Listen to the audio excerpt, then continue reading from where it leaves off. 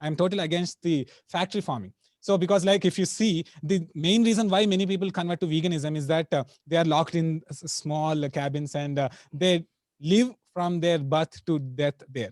So that's not the correct option. So the thing is that first we have to analyze that eating meat is not wrong. It's actually healthy.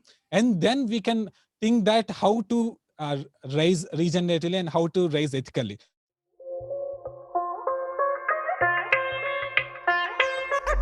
Your daily diet only consists of meat, I mean, from mutton and eggs. And sometimes you include fish and like chicken. So, do you have any I mean, like supplements or something other than this? Because some vitamins or minerals can, not be there, cannot be present there, maybe. Actually, there's a myth that we do not get all the vitamins and minerals. And whenever I say about this, many people in the comment section will say that, fruits have lots of vitamins and minerals. But the thing is that we get every vitamin possible. And can you name one vitamin or mineral that we do not get from meat? They Biotin. usually talk about vitamin C. They usually talk about that. Yeah.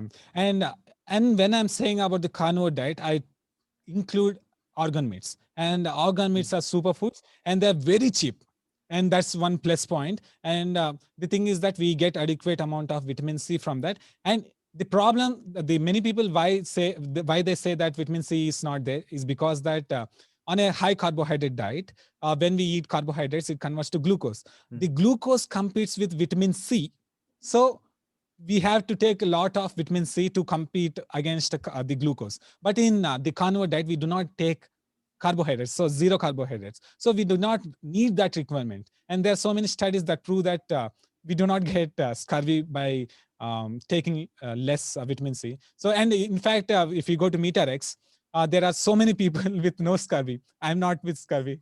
Yeah. How many years has it been for you in the meat only diet? Actually, I started in the last year, January, and I did 1 month strict, 1 month very strict, and after that I included a little bit of carbs. Because whenever I go outside or in family settings, it's very hard to go on zero every time. But I tend to go to zero every time. But I did 1 month strict, and after that I include a little bit of carbohydrates, and I eat fruits seasonally. Okay, and that's exactly what I was going to ask also. Like Indian concept again. Indian. Yeah. What do you do when you go out with your friends? What do you basically have with them? Yeah. Actually, I prepared all my friends to be in the mindset of a carnivore diet, so they don't force me. And the thing is that it's okay if you eat bad sometimes when you go out, but you can be more strict from the next day onwards. But the key thing is that at least we have to be strict for 1 month. Otherwise, our body will not shift to fat. So that's not a issue. Since you mentioned the 1 month, it suddenly clicked in my mind. So, did you also experience that diarrhea phase having meat only diet?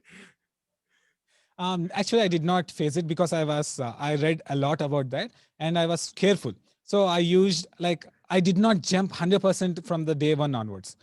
I slowly went, and from January 1st, I completely eliminated carbs. But before that, what I did was that I eliminated vegetable oils. Mm. That's a good thing, and I did not neglect salt, which is most important thing for that phase to be out. So when I transform, like when I did all things correct according to many experts, I did not face even a single thing. I did not Okay. face any challenge. Okay. Eben, that's cue for you. So, I mean, if you're, I Eben is Yeah. thinking of trying carnivore diet.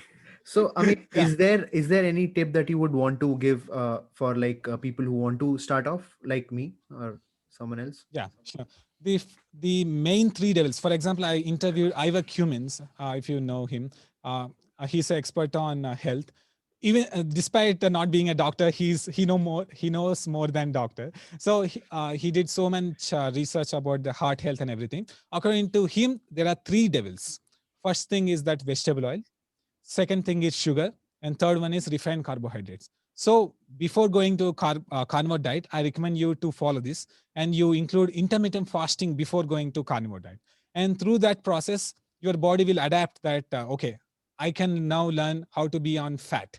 So if you do like this slowly, what will do is that your body will slowly adapt. And from like when you suddenly jump to carnivore diet, after that there will be no problems. The problem is that many people who are on complete carb heavy diet with lots of oils and with no experience of intermittent fasting directly jump into the diet, and they do tend to face the problem. And the thing they face the problem is oxalates. So the thing is that oxalates are like, for example, our body stores oxalates in tissues and breast, everything. Like 4% of oxalates are stored in our body. So when we eat correctly, the body will be like, our body will think that we are eating safe food, and they try to release oxalates from our body. So in that process, what happens is that many people get itchy eyes, keto flu is because of oxalates also.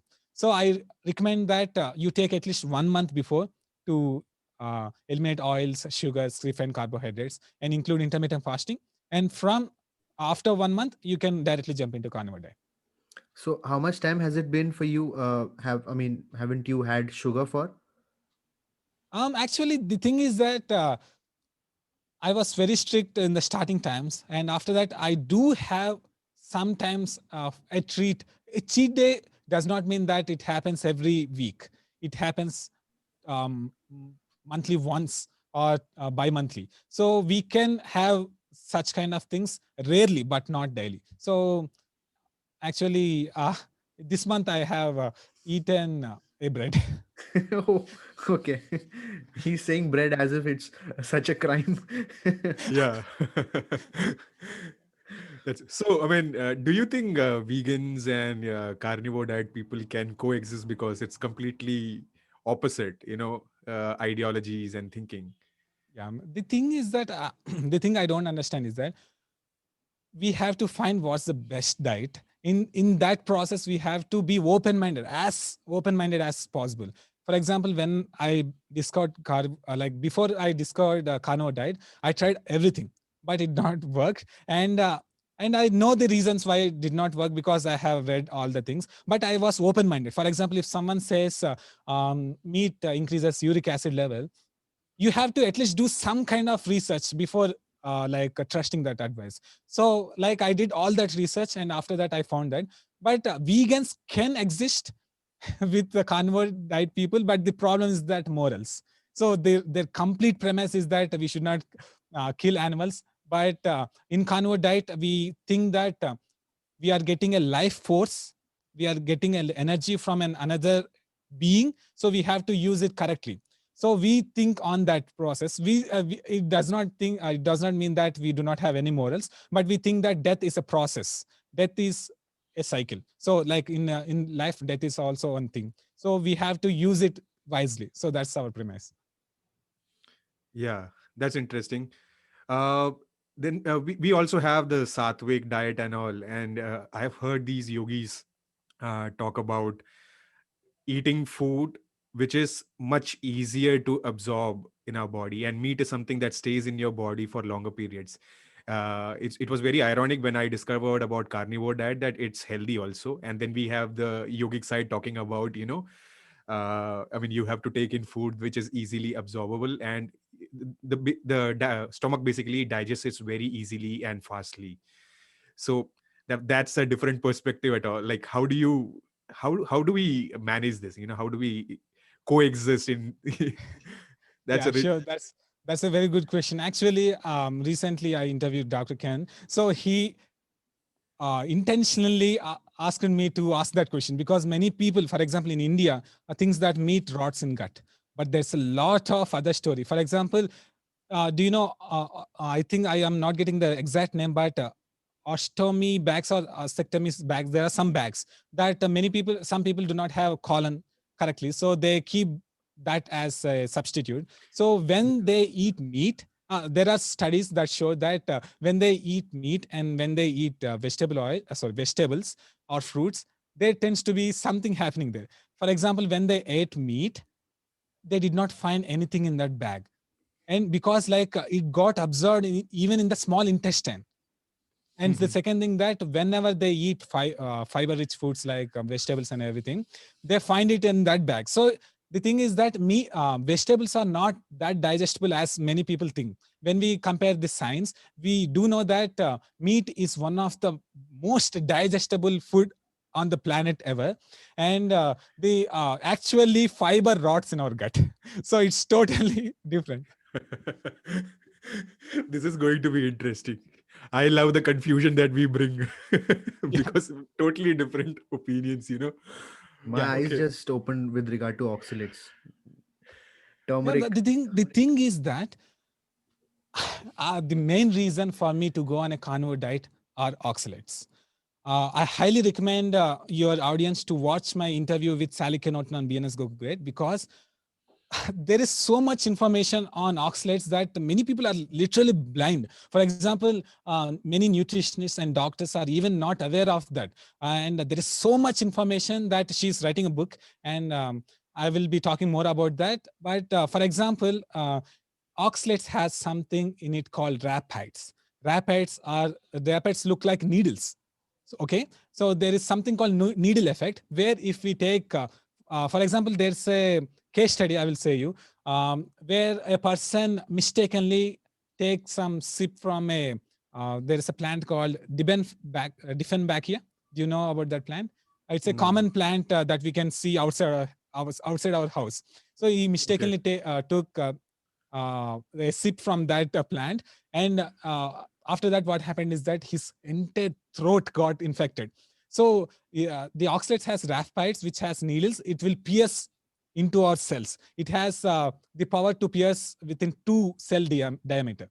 So if we eat, like for example, up to 50 mg, our body can clear oxalates. But what happens is that many people are nowadays are drinking smoothies as a like a great culture, like they are copying Western society, and then try to take the smoothies with a lot of kale and like a lot of spinach, almonds, and they're so high in oxalates that, for example, in spinach we have more than 970 mg of Okay. oxalates, And and I said that how much less is the than 50. minimum? Okay. So the many people don't know that, and they're drinking, and some sort of pain will come. For example, they may experience back pain. They may experience, for example, we have so many studies that say that don't neglect oxalates, because it plays a critical role in breast cancer, because the oxalates has the ability to turn a cell into a tumorous cell. So there's so many things about oxalates, and I highly recommend you guys to check it out. And I know that it's frightening, but if you know what foods are high in oxalates, then you can eliminate it. Okay. We'll definitely link that video down in the description for the audience to watch it. Yeah, thanks. Yeah. So since you mentioned about oxalates, I had also watched a few documentaries and stuff on the same. Uh, I think most people, they don't understand. What they don't understand is animals, because they are, sentient and they can move around, and it's a very common response of any animal to basically protect itself. No animal wants to sacrifice itself and gives itself, come and kill me.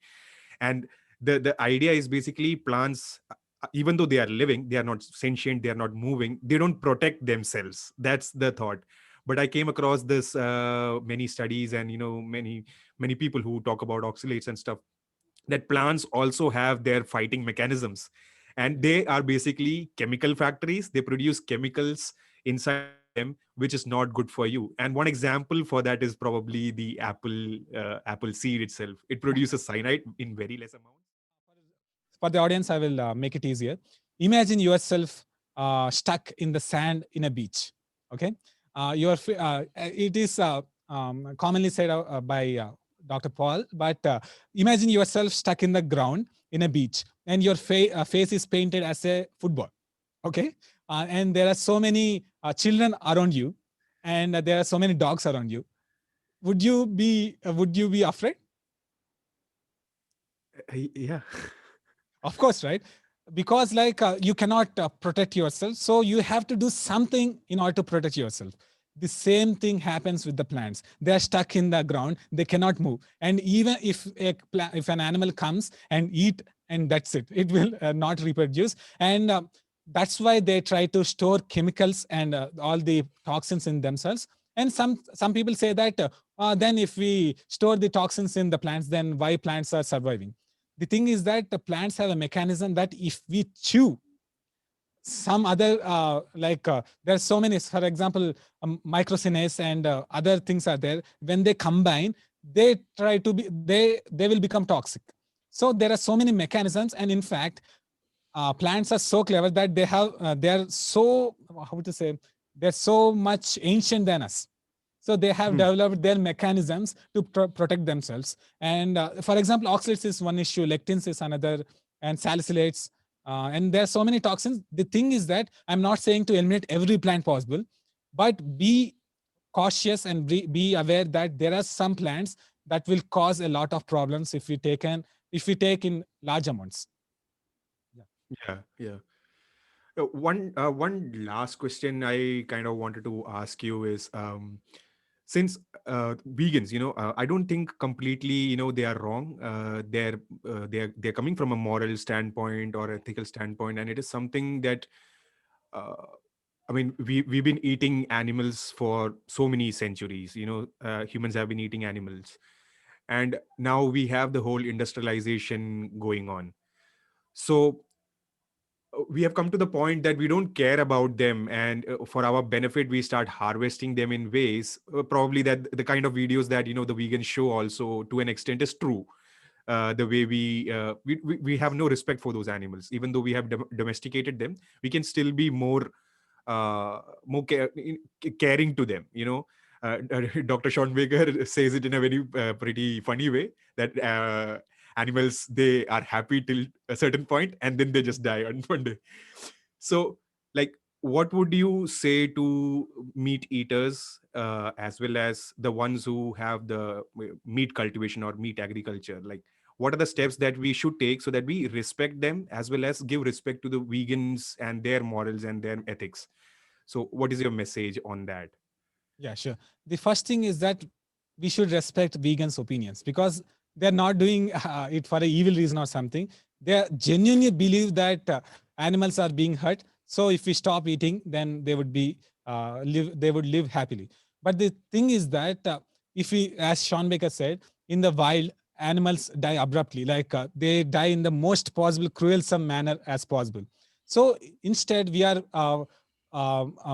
what we are saying is that we are raising them in a way that they can enjoy a life, and then, as he said, they will die. But the problem is that we are not giving respect. As I'm totally against the factory farming. So because, like, if you see, the main reason why many people convert to veganism is that they are locked in small cabins, and they live from their birth to death there. So that's not the correct option. So the thing is that first we have to analyze that eating meat is not wrong, it's actually healthy. And then we can think that how to raise regeneratively and how to raise ethically. So the thing is that it's very complex question, and we cannot directly say anything to them. So my thing is that what I do is that I appreciate the animal's life force. So there is a saying in Japanese that itadakimasu means thank you for this food. So in the same way, in our Indian culture also, we thank our food. So we have to be thankful, and we have to strive to raise our animals in such a way that there is less possible cruelty as possible. Yeah. That's really interesting. Respecting the This food and stuff. this was Yeah. really a very Indian way of looking at carnivore diet. This was really interesting. Yeah. Thank you. Yeah.